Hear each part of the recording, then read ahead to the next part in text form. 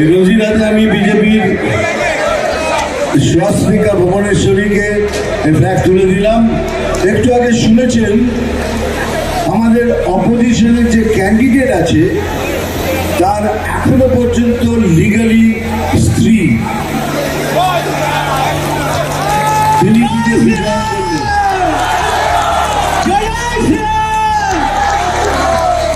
সেই জন্য এটা খুব জরুরি, কেননা হয়তো ওনার হাতেই রয়েছে। রানাঘাট লোকসভা কেন্দ্রের লোকসভা নির্বাচনের 24 ঘন্টা আগে বড়সড় চমক বিজেপির। তৃণমূল প্রার্থী মুকুটমণি অধিকারীর স্ত্রী বিজেপিতে যোগদান করলেন বিজেপি নেতা মিঠুন চক্রবর্তীর হাত ধরে। শনিবার শেষ মুহূর্তের প্রচার ছিল এবং ভোটের আগে রানাঘাট লোকসভা কেন্দ্রের বিজেপি প্রার্থী জগন্নাথ সরকারের হয়ে ভোট প্রচারে এলেন বিজেপি তারকা ক্যাম্পেনার তথা বিজেপি নেতা মিঠুন চক্রবর্তী। মঞ্চ থেকে রানাঘাট লোকসভা কেন্দ্রের বিজেপি প্রার্থী জগন্নাথ সরকারের উপস্থিতিতে মিঠুন চক্রবর্তীর হাত ধরে বিজেপিতে যোগদান করলেন রানাঘাট লোকসভা কেন্দ্রের তৃণমূল কংগ্রেস প্রার্থীর স্ত্রী স্বস্তিকা ভুবনেশ্বরী। যদিও কিছুদিন আগে মুকুটমণি অধিকারীর সঙ্গে বিবাহ বিচ্ছেদের একটি কথা উঠে আসে এবং সূত্র মারফত জানা যায় সেই বিবাহ বিচ্ছেদের প্রক্রিয়া চলছে। এখনো পর্যন্ত খাতায় কলমে তৃণমূল প্রার্থী মুকুটমণি অধিকারী স্বস্তিকা ভুবনেশ্বরীর স্বামী। তাই ভোটের আগে তৃণমূল প্রার্থীর স্ত্রীকে বিজেপিতে যোগদান করিয়ে এক বড়সড় চমক আনল বিজেপি।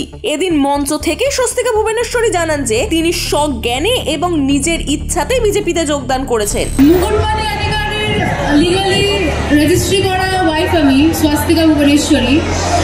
ব্যাপারটা হচ্ছে গত বছর 28শে মে 2023 উনি আমাকে রেজিস্ট্রি করে বিয়ে করেছেন। সপরিবারে ওনারা বারংবার 14-15 বার আমার বাড়িতে আমার দরজায় এসেছেন এবং বিয়ের এই সমস্ত উৎসাহ, রেজিস্ট্রি বিয়ের সমস্ত উৎসাহ মুকুটমণি অধিকারীর নিজেরই ছিল, একদম নিজের থেকে। সেই সব সমস্ত অবভিয়াসলি এফআইআর, তারপরে ক্যালকাটা হাইকোর্টের মাধ্যমে রিট পিটিশনের চার্জশিট সব জাস্টিসরা জানে। ওনার পাঠানো টেক্সট মেসেজ, এবং আমি বিদেশে ছিলাম বাইরে, ওখানে বিদেশ থেকে আমি ডেনমার্কে ছিলাম, কোপেনহেগেনে। ওখান থেকে আমাকে জোর করে বারংবার মেসেজ পাঠিয়ে আনিয়ে চার্জ হিস্ট্রিতে তা প্রমাণিত হয়, যেগুলো অ্যানেক্স করা আছে হাইকোর্টের রিট পিটিশনে চার্জশিটে। তো ব্যাপারটা হচ্ছে যে আমাকে জোর করে আনিয়ে ওনারাই আমার দরজায় বারংবার আসে এই বিয়েটা করার জন্য। উনি বিয়ের ব্যাপারে মানে মুকুটমণি অধিকারীর মারাত্মক উৎসাহ ছিল এবং ওনার পরিবারের। তো তারপরে রেজিস্ট্রি ম্যারেজ হওয়ার পরে 28শে মে 2023 উনি রেজিস্ট্রি ম্যারেজ হয়ে গেল এবং সেই যে চলে গেলেন ছেড়ে, সেই যে চলে গেলেন বাস একেবারেই লাপাতা, মানে বেপাত্তা। সেবারে সেটাই।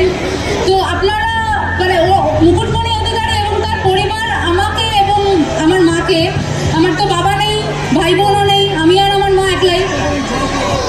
হ্যাঁ, তো আমাদেরকে পুরোপুরি ঠকিয়েছে।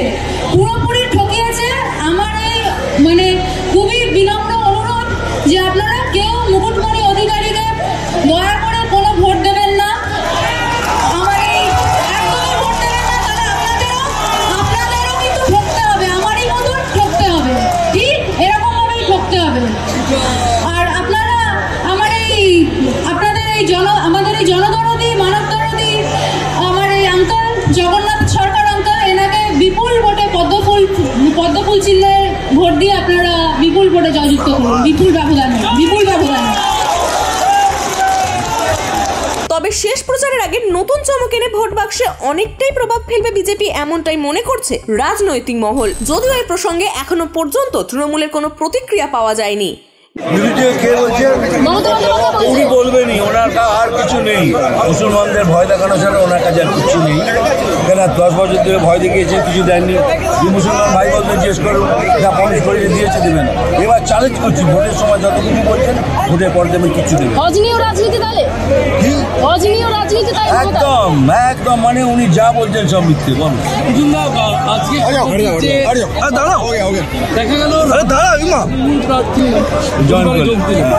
কিভাবে দেখছেন? দেখুন, কেউ যদি জয়েন করতে চায় আমাদের ওকে ফোর্স করি না। উনি যখন জয়েন করেছেন নিশ্চয়ই কিছু জয়েন করেছেন। তবে জয়েন করার আগে ওনার সাথে আমি 1 মিনিট কথা বলেছিলাম। Are you sure? উনি বললেন ইয়েস, আই এম 100% কারণ আমরা কোনোদিনই চাই না বিজেপি কাউকে ধরে এনে। আমরা চাই স্ট্রংগেস্ট পার্টি স্ট্রংগেস্ট থিং। দাদা, মুকুটমণি আপনি জগন্নাথ সরকারের বিষয় কি বলবেন? প্রচারে একদম জগন্নাথ দাকে আমি যদি তাই না হতো আগে আমার ফ্লাইট ক্যান্সেল হয়ে গেছে।